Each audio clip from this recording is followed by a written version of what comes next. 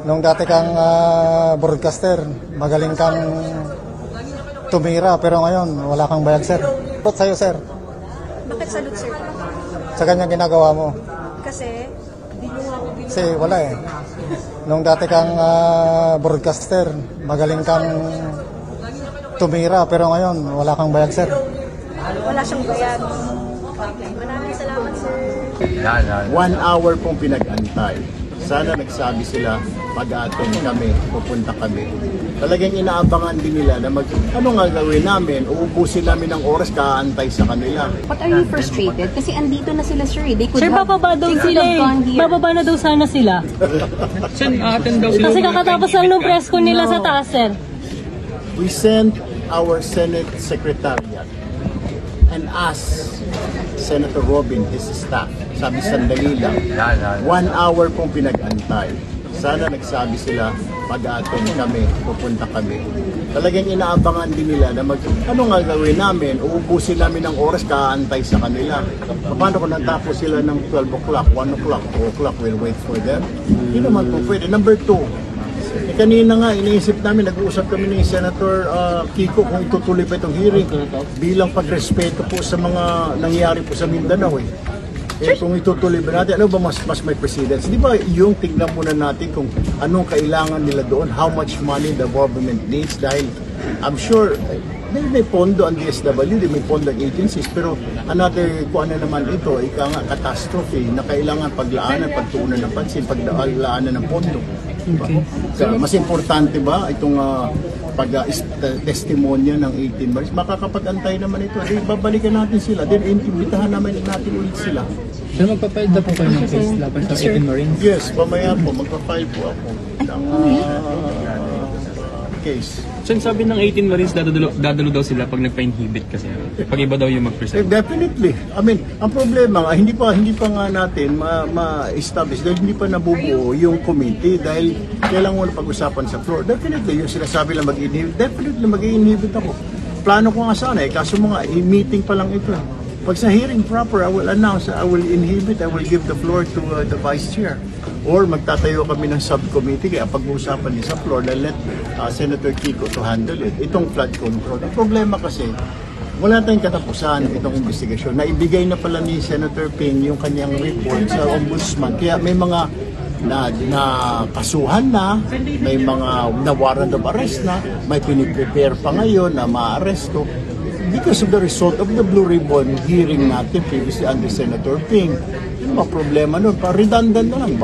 Babanggitin na naman si ganito, si ganito. Will you still invite them pag nag-hearing proper na itong 18 Of bodyguards? course. I mean, gusto nga natin marinig, di ba? Gusto sila i-confront. And that's one of the reasons kaya ayaw sumunod ayaw pumunta itong mga congressman. Kasi wala silang makompronta eh. They want to confront. They told me, sila JCA, sila Congressman Alvarez, pupunta kami dyan pag inaandyan sila. Sabi ko, okay, no problem.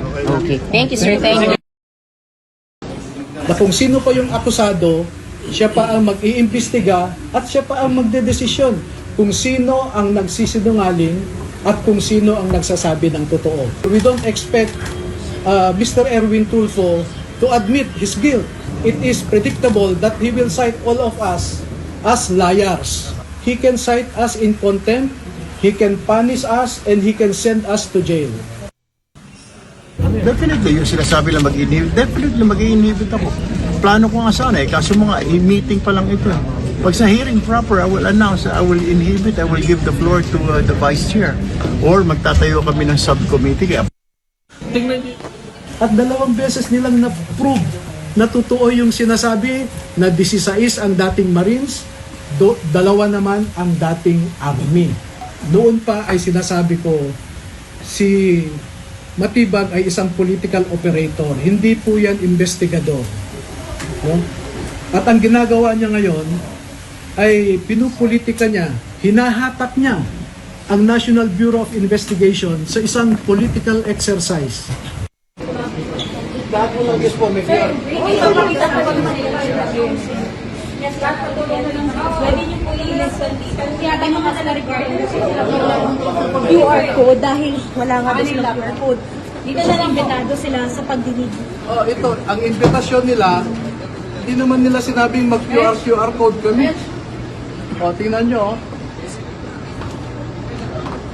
Sir, akala ng mga senador hindi kayo pupunta kasi nagsisimula na nga yung Blue Ribbon hearing ni Senator Alam mo, yung imbitasyon kasi na pinadala sa amin, natanggap ko lang nung June 4, alas 8 na ng gabi.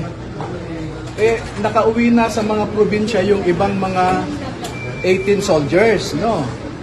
So, kinausap ko pa sila na kung maaari bumalik sila. Ang huling dumating na hinintay namin, yung namatayan sa Pampanga, si Walter Manalansan. Iniwan niya yung wake ng kanyang kapatid para lang makarating at makapunta kami rito. Hinintay namin siya. Sir, gaano kayo kahanda? Especially worst case scenario, baka posibleng magkaroon ng site in content. Hindi natin alam sa ongoing na pagdinig po. Ande, ayoko mag-speculate sa mga mangyayari, no? Hintayin natin. Ano, okay na po ba? Makakapasok naman po, kailangan lang po talagang mag-QR. Kung sinabi nyo sana kaagad sa invitasyon, hindi kami madedelay. Na-traffic na nga kami sa EDSA eh. Mabilis lang naman po, sir, i-approve naman natin. O pwede bang doon na lang nyo kami QR? Hindi na lang po yung invitation.